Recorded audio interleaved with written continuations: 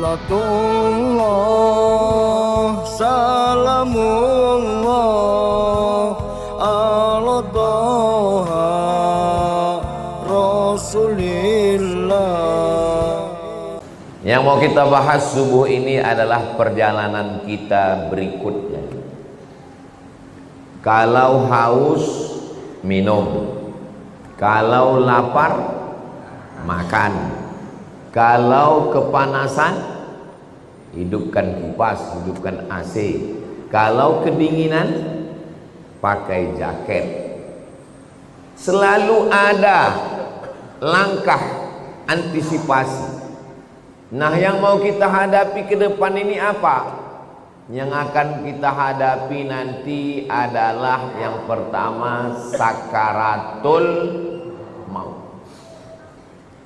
Apa yang perlu kita siapkan untuk sakaratul maut ini? Banyak orang menghadapi pensiun udah siap. Saya Pak Ustadz untuk pensiun ini udah saya siapkan 100 pintu kos-kosan Pak Ustadz. Banyak betul Pak, baru pintunya aja Pak Ustadz. Yakin betul dia malaikat maut itu datang setelah pensiun. Tidak salah, tak ada salahnya orang yang menyiapkan ruko, menyiapkan kos-kosan. Bagus, tidak salah. Itu ikhtiar. Tapi tak banyak yang mempersiapkan untuk sakaratul maut. Siap-siap untuk pensiun, belum tentu jadi. Belum tentu. Bisa jadi sebelum pensiun sudah mati. Tapi mati ini tidak kita siapkan pun pasti mati. Yang paling pasti dalam hidup ini adalah mati. Apa yang kita siapkan untuk sakaratul maut itu? A'udzubillahi minasyaitonir rajim. Innal ladzina qalu rabbuna Allah tsumma istaqamu.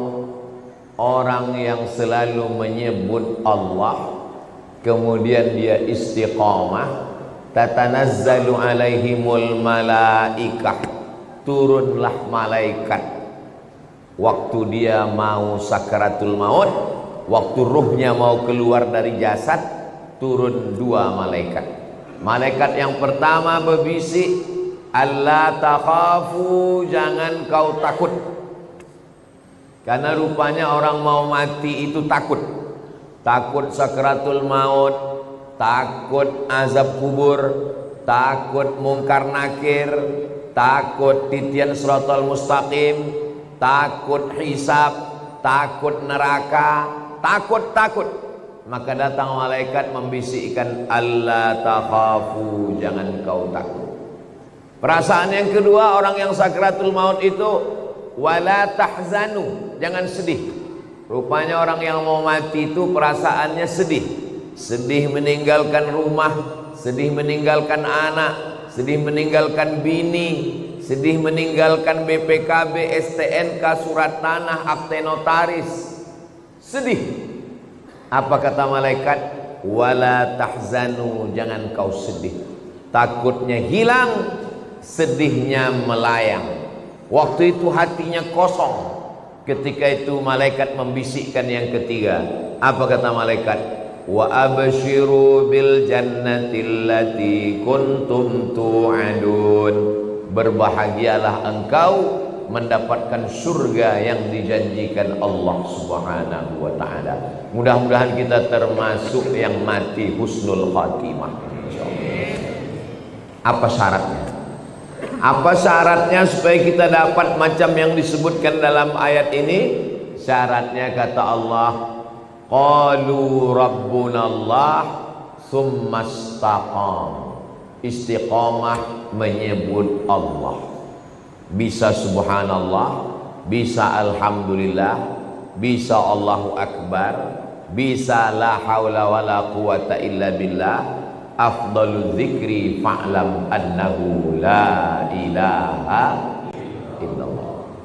Makanya orang kalau dia ikut tarekat Naqsabandiyah, zikirnya Allah Allah Allah Allah Allah Allah Allah Allah Allah Allah. Alladzina yadhkuruna Allah orang yang menyebut Allah qiyaman, waktu tegak, wa qu'udan, waktu duduk, wa ala junubihim, waktu berbaring. Duduk, tegak, berbaring, selalu mengingat Allah. Itu makanya melihat wajah di cermin menyebut Allah. Allahumma kama hassanta khalqi fahassin khuluqi. Masuk masjid menyebut Allah. Allahumma ftahli abwaaba rahmatik. Keluar masjid menyebut Allah. Allahumma inni as'aluka min fadlik. Masuk ke WC menyebut Allah. Allahumma inni a'udzubika minal khubuthi wal khaba'ith. Mau tidur menyebut Allah. Bismika Allahumma ahya. Yang dibaca, mau tertidur dia. Jadi kalau mau husnul khatimah, jangan berhenti menyebut Allah, Allah, Allah, subhanallah, walhamdulillah, la ilaha illallah, wallahu akbar. Macam mana sakitnya mati itu? Nabi Isra Mi'raj berjumpa dengan yang orang sudah mati beribu tahun. Sudah berapa lama kalian mati? Ribuan tahun. Macam mana rasanya mati itu?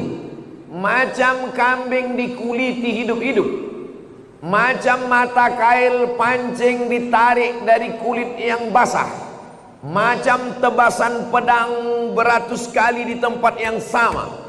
Makanya kita selalu berdoa dalam doa selamat, Allahumma hawwin alaina fi sakaratil maut. Ringankan kami waktu sakaratul maut. Tulis di YouTube itu sakaratul maut titik. Nampak nanti orang yang mati, pembawa acara TV mati, orang sedang pidato mati. Yang paling banyak mati orang yang sedang angkat berat, rupanya tak tahan jantung itu, mati. Orang sedang jogging mati. Nah, jadi mati ini kapan saja bisa terjadi. Apakah orang yang mati semalam itu sehari sebelumnya sadar dia mau mati? Tidak. Tiba-tiba aja datang kematian itu. Wajaa, datang dia sakratul mauti bil haq. Dia datang tiba-tiba. Hari ini kita usap kepala anak yatim, besok pagi kepala anak kita diusap orang sebagai anak yatim. Hari ini saya bicara mati, bisa jadi belum selesai tausiah ini saya sudah mati. Maka jangan pernah takut cerita tentang mati, karena kita semua akan mati. Kita sekarang hidup, resiko hidup adalah mati. Takut hidup, takut mati, jangan hidup. Takut mati, jangan hidup.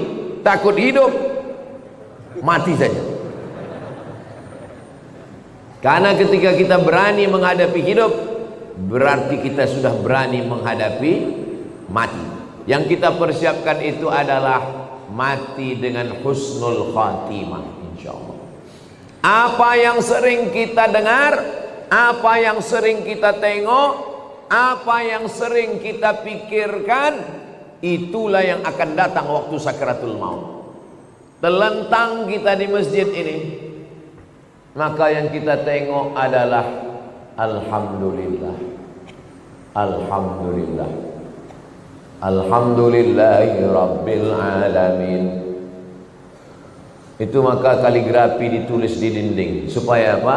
Supaya mata menengok. Kalau bawa mobil dari Makkah ke Madinah, dari Makkah ke Jeddah, di pinggir jalan, subhanallah, walhamdulillah, la ilaha illallah, wallahu akbar. Kenapa di pinggir jalan itu ditulis? Supaya kalau mati husnul khatimah. Beda tempat kita. Di pinggir jalan yang tulis iklan es krim sama skincare. Makanya matinya bukan menyebut Allah, kredit. Apa yang sering kita dengar, apa yang sering kita tengok, apa yang sering kita pikirkan, itulah yang akan datang waktu sakaratul maut. Ada orang koma di masjid di Rumah Sakit Cipto Mangunkusumo Jakarta. Koma, belum titik lagi, masih koma, tidak sadar-sadar. Kata dokter, bawa orang ini ke rumah karena sudah tak ada harapan hidup. Ini tinggal menunggu aja lagi. Obat sudah tak ada sampai masanya mati ini nanti. Akhirnya anak istrinya pun dah menyiapkan mau bawa pulang ke rumah. Begitu mau dibawa pulang ke rumah, tiba-tiba duduk dia. Dokter pun terkejut, anak bininya pun terkejut. Kok sadar dia lagi? Akhirnya ditanyalah orang ini. Bapak kan koma. Iya. Di dalam koma itu apa yang bapak rasakan? Aku tak ingat apa-apa. Terus kenapa tiba-tiba sadar? Tiba-tiba datang Ustadz Somad. Apa kata dia? Ditanyanya saya, kapan kau buat tabligh akbar? Akhirnya saya pun terduduk. Pokoknya nanti kita buat tabligh akbar di kampung.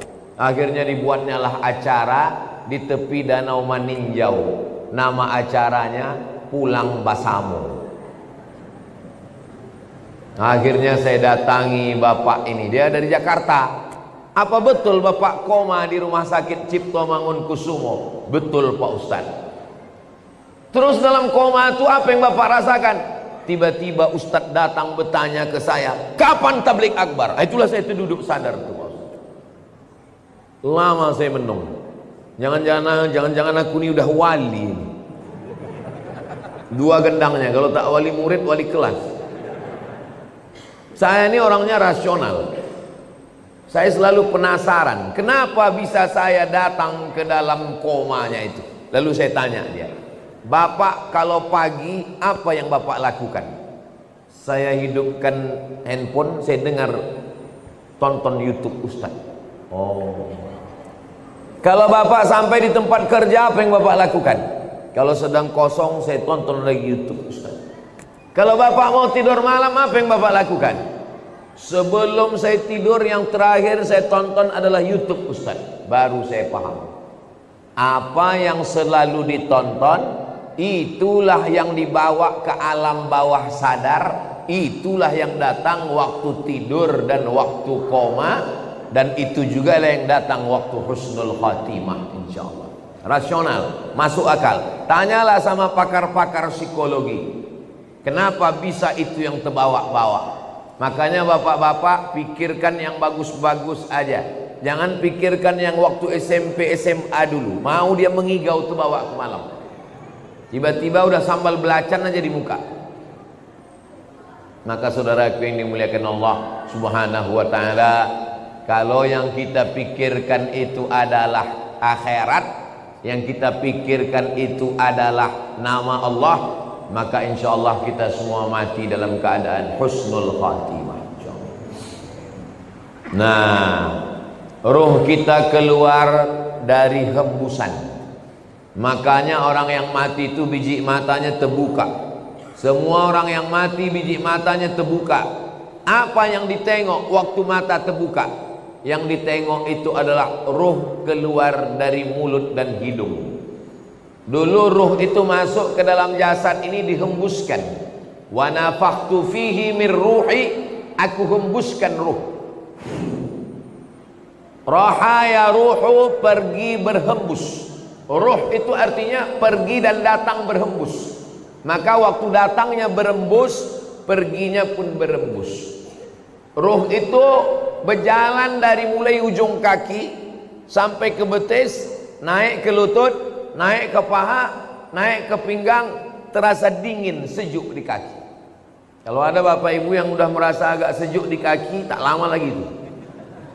Naik dia ke atas, naik dia ke atas, naik dia ke atas, keluar dia dari mulut, biji mata menengok ruh itu keluar, maka datang orang lain memejamkan mata kita. Bismillah wa ala millati Rasulillah, inna lillah wa inna ilaihi raji'un. Menggerakkan tangan ringan, menggerakkan lidah ringan. Yang paling ringan adalah menggerakkan kelopak mata. Inilah yang paling ringan. Tapi waktu kita sakratul maut, jangankan menggerakkan tangan, jangankan menggerakkan bibir, menggerakkan kelopak mata pun tak bisa. Terbuka. Bini yang katanya buah hati belayan jiwa, pun takut memejamkan biji mata kita. Datang anak ke masjid memanggil tuan imam, Pak Imam, tolonglah datang ke rumah. Ayah kami matanya tak tertutup-tutup dari tadi malam. Baiknya imam, padahal orang ini tak pernah datang ke masjid. Makanya masyarakat sini yang tak pernah datang ke masjidlah kalian. Untuk apa Ustaz sampaikan ini? Bukan orang ini datang, kirimkan video ini ke dia. Jangan sampai nanti akhirnya tuan imam yang datang ke rumah dia hanya untuk menutupkan kelopak matanya, dan akhirnya jenazahnya dibawa juga ke masjid. Seumur hidup ke masjid cuma 2 kali. Yang pertama akad nikah, yang kedua inna lillah. Mudah-mudahan kita istiqomah menghidupkan masjid ini insyaallah. Lalu kemudian setelah ditutupkan, kita pun ruh keluar dari jasad. Lalu kemudian kemana pergi ruh itu? Ruh itu dibawa oleh malaikat. Dalam hadis riwayat Imam Ahmad bin Hanbal, ruh dibawa di atas kain kafan dari cahaya. Lalu kemudian mengetuk pintu langit. Lalu kemudian malaikat yang menjaga pintu langit menengok ruh. Apa kata malaikat penjaga pintu langit? Inilah orang yang amalnya kami tengok 2 kali sehari. Habis subuh, malaikat yang menjaga di waktu malam datang membawa amal dia. Habis maghrib, malaikat yang menjaga di waktu siang datang membawa amal dia. Amalnya kami tengok 2 kali sehari, tapi orangnya baru ini kami jumpa. Itulah makna orang yang dirindukan oleh para malaikat. Kam min masyhurin fil ardi walam yakun ma'rufan fis sama. Berapa banyak orang yang masyhur di bumi, viral, tapi malaikat di langit tak pernah kenal dengan dia. Tapi berapa banyak orang yang di dunia tak viral, tak dikenal orang, tak punya akun Facebook, Twitter, WhatsApp, tapi malaikat-malaikat penjaga pintu langit sudah lama merindukan dia, karena malaikat selalu membawa amal-amal dia. Mudah-mudahan amal-amal kita termasuk yang selalu lalu lalang di lalu lintas langit, dan orangnya masih di bumi, masyhur di bumi, masyhur juga di langit. Tak perlu masyhur di bumi, yang penting masyhur di antara malaikat penjaga pintu langit insyaallah. Amin ya rabbal. Ini malaikat yang ikut sholat subuh bersama kita ini, habis itu dia bawa amal kita. Lalu malaikat penjaga pintu langit menengok, oh amal si fulan tahajud tadi malam, amal si fulan sholat sunat hajat tadi malam, amal si fulan berzikir tadi malam, amal si fulan sholat subuh berjamaah. Amalnya ditengok malaikat tiap hari, tapi orangnya masih berjalan di atas muka bumi sampai akhirnya kita pun mati. Lalu ruh itu dibawa oleh para malaikat. Kenapa ada orang yang waktu penutup mukanya dibuka tersenyum? Kata Ustaz Somad, mati itu sakit. Kenapa ada orang yang mati tersenyum? Karena sebelum dia mati, malaikat mengepakkan sayapnya, lalu di sayap itu dia sudah menengok tempatnya di surga. Begitu nampaknya tempatnya di surga, tersenyum dia. Saat dia tersenyum itulah malaikat mencabut nyawanya. Maka ada yang mengalahkan sakit. Yang mengalahkan sakit adalah menengok tempat di surga. Mudah-mudahan kita termasuk orang yang menengok tempat kita sebelum kita mati. Ustaz Somad sudah pernah menengok tempat Ustaz di surga. Saya jangankan menengok tempat di surga, menengok tempat parkir mobil pagi ini pun tak tahu saya. Karena menengok tempat di surga itu nanti ketika kita mau sakratul maut. Masa iya Pak Ustadz, sakitnya mati bisa dikalahkan? Itu logikanya begini, rasionalnya begini. Ibu habis melahirkan anak, sobek dagingnya, mohon maaf, sakit. Tak usah saya ceritakan sakitnya. Nanti kalau saya ceritakan ibu-ibu, alah macam pernah aja Ustadz itu. Ibu sedang terbujur sekarang di rumah sakit, baru saja disobek dokter kulitnya. koyak mengeluarkan bayi. Tak lama kemudian datang bidan membawakan bayi. Lalu ibu pun menggendong anak itu. Ibu senyum atau tidak? Senyum. Yang saya tanya, sakit atau tak sakit? Inilah hebatnya. Ibu yang saya tanya, bisa pula bapak itu merasakan sakit. Kan memang cinta sejati lah orang. Ibu itu baru saja melahirkan anak, nyawa taruhannya, koyak dagingnya, tapi menengok anak tersenyum dia. Begitulah mati itu. Sakit, tapi sakitnya kalah. Kenapa? Karena menengok tempat di surga, ditunjukkan Allah. Itu salah satu tanda husnul khatimah. Orang yang husnul khatimah itu irqul jabin. Irqul jabin, berkeringat jabin di atas kening atasnya. Kenapa? Kenapa orang yang mati husnul khatimah itu berkeringat di atas jabin ini? Karena malu. Biasanya orang kalau malu kan merah wajahnya karena tersipu malu. Maka orang yang meninggal menengok tempatnya di surga, malu dia karena amalnya tak seberapa. Aku amalku rasanya tak seberapa, kenapa besar kali balasan yang kau kasih ya Allah. Maka salah satu tandanya adalah irqul jabin, keluar macam keringat kecil di atas. Tapi jangan pula gara-gara ini biar supaya suami ibu disangka husnul khatimah, begitu mati langsung semprotkan air ke keningnya. Itu tak usah dibuat-buat, serahkan aja kepada Allah Subhanahu wa ta'ala. Ini yang saya sampaikan ini menurut hadis-hadis yang sahih, supaya kita bersiap-siap. Maka jangan lupa berzikir. Zikir ini banyak kali Pak Ustadz.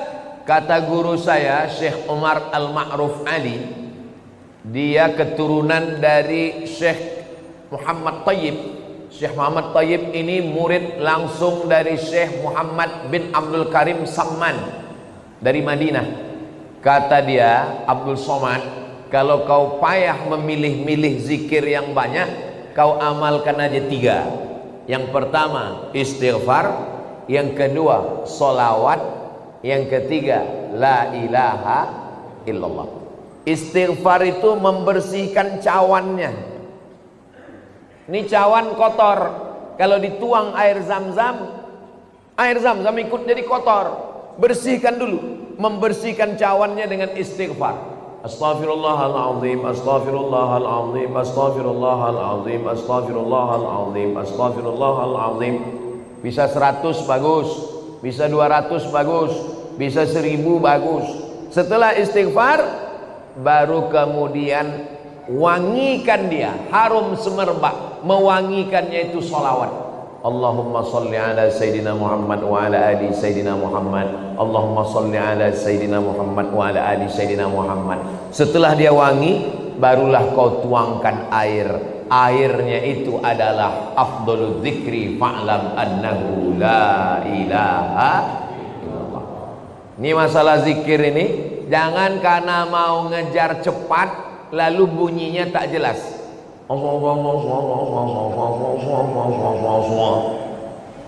Astaghfirullahaladzim, astaghfirullahaladzim, astaghfirullahaladzim. Ada orang beristighfar pakai lagu. Astaghfirullah Rabbal baraya. Bagus, tak salah. Ada orang istighfar pakai suara. Astaghfirullahaladzim, astaghfirullahaladzim, astaghfirullahaladzim. Bagus.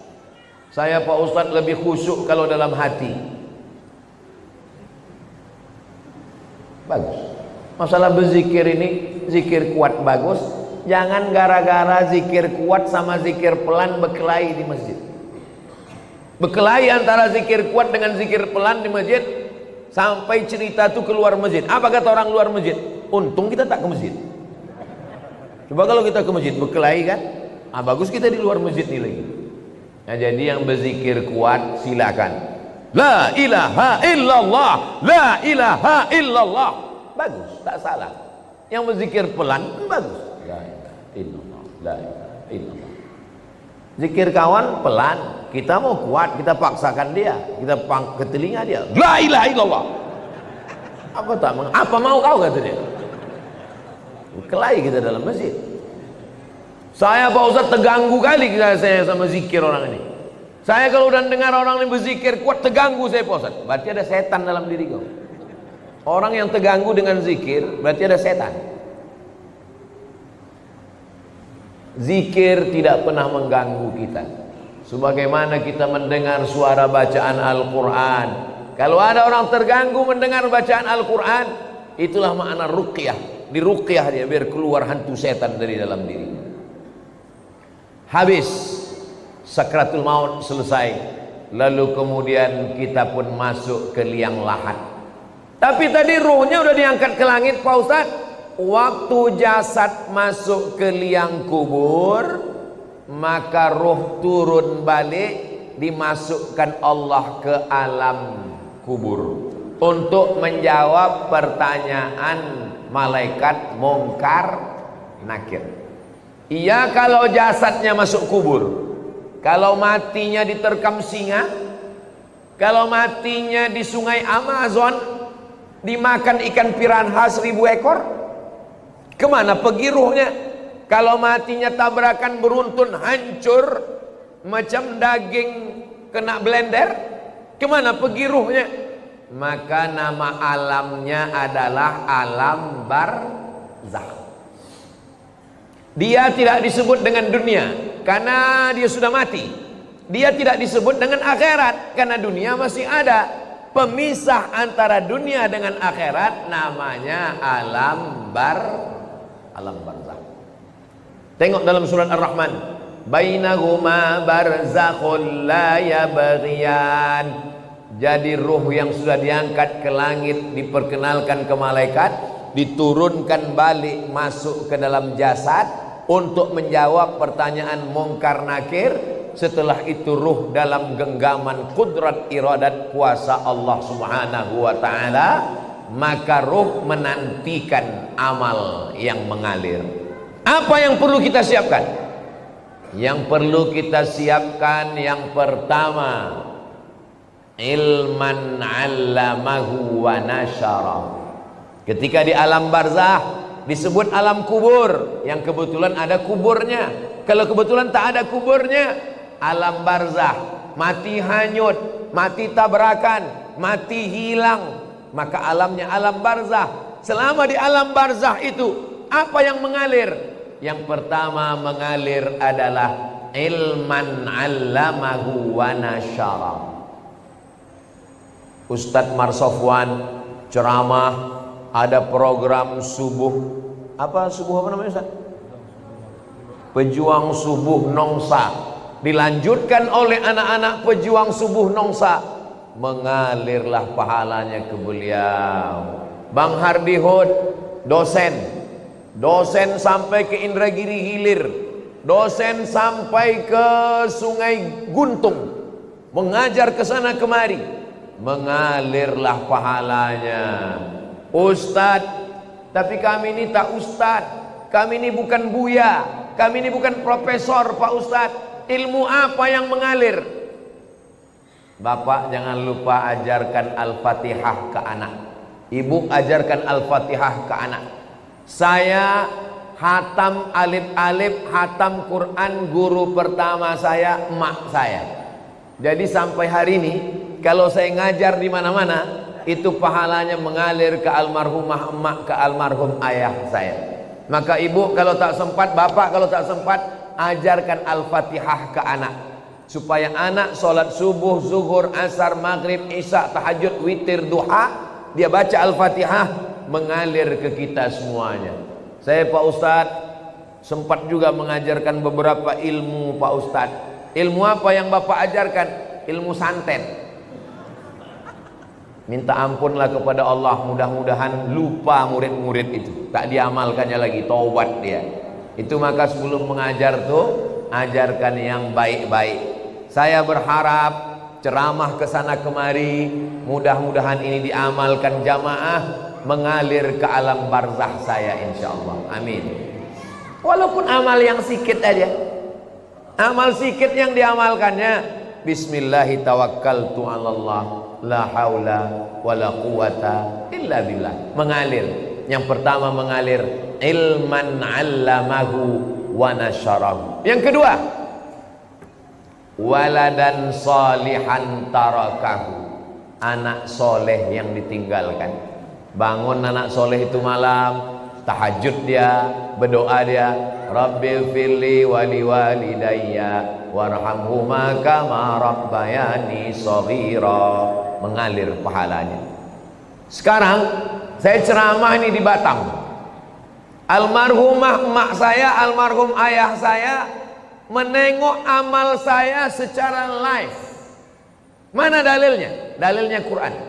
Wa qul i'malu, beramallah kamu, fasayarallahu amalakum. Yang menengok amal kamu itu ada 3. Yang pertama Allah, yang kedua Rasulullah Nabi Muhammad menengok amal kita, yang ketiga wal mu'minun, orang beriman. Apa kata tafsir Ibnu Katsir? Maksud orang beriman, ayah, ibu, atuk, nenek menengok amal anak cucunya. Maka moyang saya sedang menengok amal saya, macam jamaah yang nonton streaming live sekarang. Begitulah mereka menonton di alam barzah. Oh, senangnya aku, cucuku dari anak si fulan rupanya sedang menyampaikan tausiah di Batam. Mudah-mudahan kita pun menengok amal yang baik dari anak cucu kita, insyaallah. Makanya selalu doanya, Rabbana hablana minas salihin, Rabbana hablana min ladunka dzurriyyatan thayyibah, Rabbana hablana min azwajina wa dzurriyyatina qurrata a'yun waj'alna lil muttaqina imama. Apalagi yang mengalir? Yang mengalir yang ketiga adalah mushafan warasahu, mewakafkan Al-Quran. Wakafkan Al-Quran. Kalau ditengoklah masjid, masjid apa nama masjid kita ini? Masjid Baitul Amal. Itu wakaf Qurannya, Masya Allah. Kalau ditengok dari susunannya nampaknya Quran ini tak pernah dibaca ini. Janganlah begitu Pak Ustadz. Ini Quran ini disusun rapi ini karena mau pengajian subuh ini. Kalau tidak ada pengajian tunggang langgang lintang pukang juga Quran ini. Itu yang mewakafkan Quran ini meninggal orangnya. Kenapa ada tradisi wakaf surat Yasin tempat kita? Karena orang dulu susah, tak ada duit, maka tak bisa dia mewakafkan Quran, diwakafkannya surat Yasin. Tapi yang paling bagus Quran. Waktu almarhumah mak saya meninggal, saya teleponlah penerbit Syamil di Bandung. Assalamualaikum penerbit Syamil. Waalaikumsalam. Mak saya meninggal, saya mau mewakafkan Quran. Berapa Pak Ustadz? 1000 eksemplar berapa ya? Kalau untuk Somad, Ustadz Somad gratis kata dia. Kalau gratis 2000 lah saya bilang. Kalau 2000 bayar Pak Ustadz. Kalau bayar saya minta 5000. Saya minta 5000. Habis itu saya kirim ke masjid-masjid, ke pesantren. 5000 kita kirim, mustahil ke 5000-nya itu tak dibaca orang. Makanya kalau kita di Masjidil Haram, Masjid Nabawi, keluar Masjidil Haram, di pintu masuk Zamzam Tower itu ada orang jual Quran. Haji, wakaf haji, wakaf haji, wakaf. Apa maksudnya itu? Mewakafkan Al-Quran. Tapi kata ulama, bukan cuma wakaf Quran, wakaf kitab fikih, wakaf kitab agama, wakaf kitab Riyadhus Shalihin, wakaf kitab, itu juga sampai kepada Allah, sampai disampaikan Allah kepada kita. Maka baca Quran ini supaya mengalir kepada orang yang mewakafkannya, insyaallah. Yang keempat, apalagi yang mengalir? Masjidan banahu, membangun masjid. Siapa yang mewakafkan tanah ini, yang mewakafkan masjid ini? Tak bisa saya membangun masjid utuh, satu masjid Pak Ustadz. Tak bisa membangun satu utuh masjid, isi aja kantong-kantong tuh. Itu yang mengisi kantong tuh, itu mengalir tuh. Yang tak mengisi, innalillah lah kalian. Duit yang disimpan di bank, ditabung 3 miliar, mati kita, Bapak. Kalau duit kita 3 miliar, mati kita, itu mereka udah siap tuh memakai. Yang mendapat warisan siapa? Istri dapat 1/4, Kalau tak ada anak. Kalau ada anak, 1/8. Anak laki-laki dapat 2 kali bagian anak perempuan. Habis. Mereka menunggu kita cuma 4 bulan 10 hari. Habis 4 bulan 10 hari, dia pun dipinang oleh Bronis, berondong manis. Tapi duit yang dimasukkan ke kresek, ke kotak, inilah yang akan mengalir. Mohon maaf jangan tersinggung dengan cakap saya tadi. Maksud saya yang memasukkan duit secara cash. Tapi jamaah masjid Baitul Amal ini banyak juga tidak langsung masuk duit karena mereka pakai transfer banking. Nah, jadi dia langsung tit. Habis terkirim baru dia menangis. Kalau ditanya, kok menangis kenapa? Teringat ceramah Ustaz Somad tadi? Tidak, salah ketik aku tadi. Rencanaku mau ngetik nolnya 5, rupanya terketik 6 pula. Kalau 5 kan 100.000, terketik 6 1.000.000. Padahal kalau mati tabungan ada 100 juta, yang terkirim 1 juta, mati yang dibawa yang 1 juta atau yang 99? Yang 1 juta itulah yang menolong. Itu kalau terketik 1 juta. Kalau termasukkan 2.000, sedang parkir aja sekarang udah 3.000, kencing 5.000. Apa yang kita siapkan untuk alam barzakh? Apalagi yang mengalir yang kelima? Yang kelima, baitan libnis sabil banahu, membangunkan rumah untuk ibnu sabil. Kalau zaman dulu ibnu sabil ini musafir yang putus belanja. Kalau zaman sekarang ada anak-anak dari pulau mau kuliah ke Batam, tapi untuk uang kos mahal. Cari tanah kosong, bangunkan kos gratis untuk anak berprestasi. Itu sampai hari kiamat itu mengalir. Buatkan rumah, buatkan pondok pesantren, buatkan rumah Quran, buatkan asrama, buatkan kelas, mengalir sampai hari kiamat. Yang keenam, nahran ajrahu, mengalirkan air. Buatkan sumur bor, pergi ke pesantren, buat sumur bor. Berapa santri di sini Pak Kiai? Santri ada 1.000 orang Pak. WC-nya berapa? 3. Buatkan WC, buatkan sumur bor, mandi anak-anak di situ, berwuduk dia, minum dia, mencuci dia, mengalir pahalanya. Saya waktu kecil dibawa emak saya ke sawah. Di tepi sawah itu ada sumur. Kata emak saya, ini sumur wakaf atuk kau dulu. Anak kecil, anak SD, saya tak paham. Apalah atuk nih bewakaf sumur. Sekarang baru saya paham setelah membaca hadisnya. Rupanya orang tua-tua dulu tahu hadis ini mewakafkan sumur. Di tempat kita sekarang tak usah lagi wakaf sumur karena air sudah banyak-banyak. Bukan lagi kota bertuah, kota berkuah.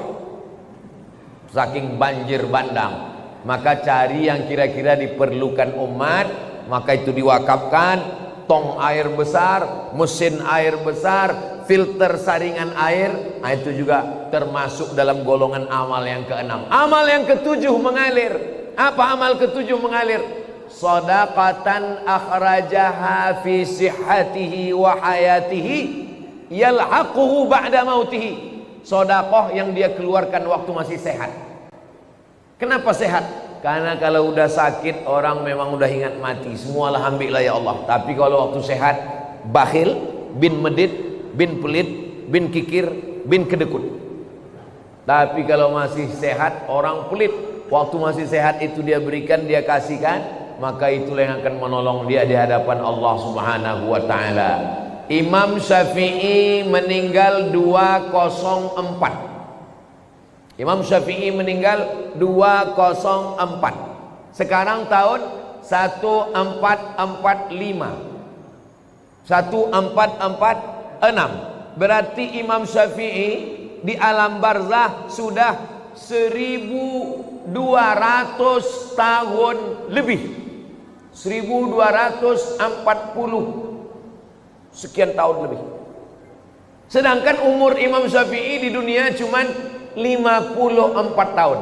Lahir di Gaza, Palestina 150, meninggal di Mesir tahun 204. Di dunia cuman 54 tahun, di alam barzah 1200 tahun. Imam Al-Ghazali meninggal 505. Sekarang udah 1446. Berarti di alam barzah sudah hampir 1000 tahun.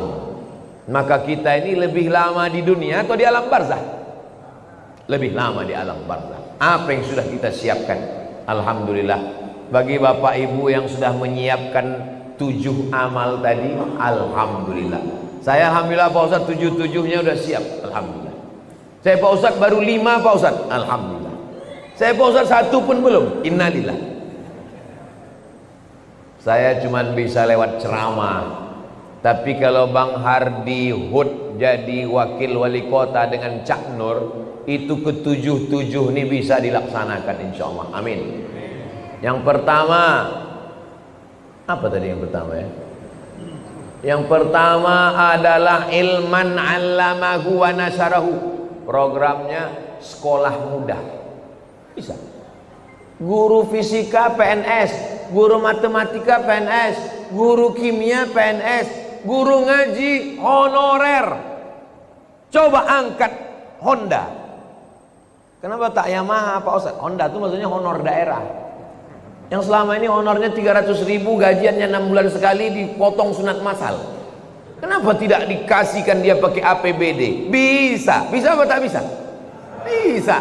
Saya ketemu dengan Bupati Morowali, Sulawesi Tengah. Bupati Morowali selama jadi bupati mengirim anak Morowali 70 orang ke Yaman, Tarim atau mau. Bisa. Pas makan dengan bupati saya tanya, betul Pak Bupati mengirim 70 anak ke Yaman? Betul Pak Ustaz. Bapak tanggung semua. Ongkosnya, asramanya, kuliahnya, makannya, bersih semua ditanggung APBD. Dari mana duitnya Pak? Dari APBD dan dari Basnas. Bisa Pak Ustaz. Apa Bapak nggak takut ditangkap KPK? Saya sudah dipanggil Pak Ustaz. Pas dipanggil ditanya, kenapa banyak uang? Pendidikan adalah tanggung jawab negara. Nggak ditangkap Bapak? Sampai sekarang belum Pak Ustaz. Ini masalah keberanian aja. Untuk apa punya kekuasaan kalau tidak dipakai untuk amal jariah? Ilman 'allamahu wa nasyarahu. Bisa. Mushafan warasahu. Mewakafkan mushaf. Sangat bisa. Seluruh masjid dan musalla mendapatkan subsidi buku-buku fikih, akidah, akhlak, Quran, tafsir. Bisa. Pakai tanda tangan. Nah, bisa. Kalau saya ceramah, berapa masjid lah yang bisa saya isi? Tapi kalau tim UAS ini kita dudukkan, maka insya Allah amal jariah ini kita pun juga akan mendapatkannya insya Allah. Amin ya Rabbal. Jadi kalau ada orang mengatakan jangan bicara politik, di masjid hanya membahas tentang masalah zikir saja, sholat saja, habislah umat kita diambil orang. Umatnya umat kita, tapi suaranya diambil orang. Sama macam susu sapi.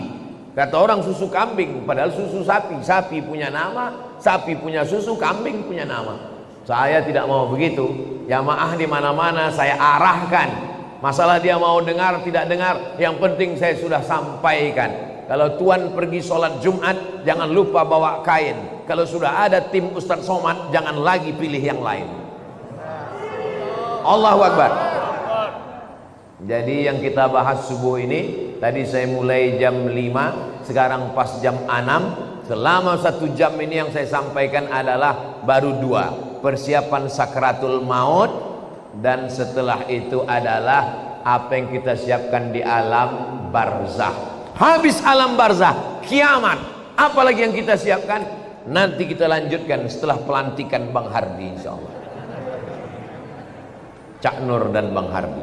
Nah, di akhir majelis, mari maghrib jam berapa di Batam?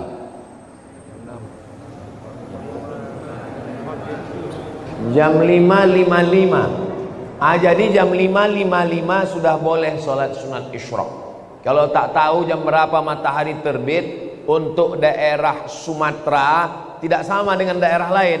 Untuk daerah kita di bagian Sumatera Utara, di Aceh, di Riau, Kepulauan Riau, itu tengok waktu maghrib. Jadi kalau di Pekanbaru maghribnya jam 6:05, jam 6:05 sudah bisa sholat sunat isyraq. Kita jam 5:55 sudah bisa. Sekarang jam 6, maka kita sholat sunat isyraq. Di akhir majelis mari kita berdoa. Tolong sampai tanggal 27 ini doa tawassul. Cara berdoanya, ya Allah, berkat surat Al-Fatihah ini dudukkanlah sahabat Ustadz Abdul Somad, Bang Hardihud, Cak Nur dan Bang Hardihud menjadi pemimpin kami. Insya Allah dia adil dan amanah. Al-Hazihin Niyah. Al-Fatihah. A'udzubillahi minasyaitonirrajim. Bismillahirrahmanirrahim. Alhamdulillahi rabbil alamin. Arrahmanirrahim. Maliki yaumiddin. Iyyaka na'budu wa iyyaka nasta'in. Ihdinas siratal mustaqim. Siratal ladzina an'amta 'alaihim ghairil maghdubi 'alaihim waladdallin. Amin. Allahumma shalli ala sayyidina Muhammad wa ala ali sayyidina Muhammad. Ya qadiyal hajat, engkau yang menunaikan hajat. Ya rafi'ad darajat, engkau yang mengangkat derajat. Ya man qada amran innama yaqulu lahu kun fayakun. Engkau yang dengan kun fayakun maka terjadilah segala sesuatu. Mudahkanlah urusan kami, urusan keluarga kami, urusan anak-anak kami, terutama urusan kepemimpinan wali kota, wakil wali kota Batam ini ya Allah. Allahumma rzuqna imaman adila, berikan kami pemimpin yang adil, amanah, yang beriman, yang takut kepada Engkau, yang umat Nabi Muhammad sallallahu alaihi wasallam. Allahumma inna nas'aluka salamatan fid din wa afiyatan fil jasad wa ziyadatan fil ilmi wa barakatan fil rizqi wa taubatan qabla al maut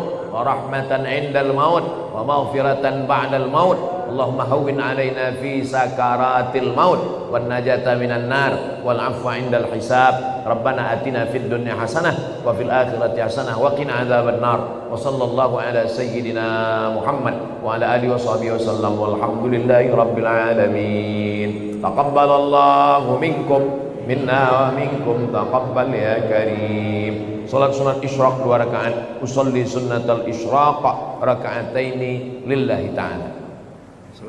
Salatullah salamullah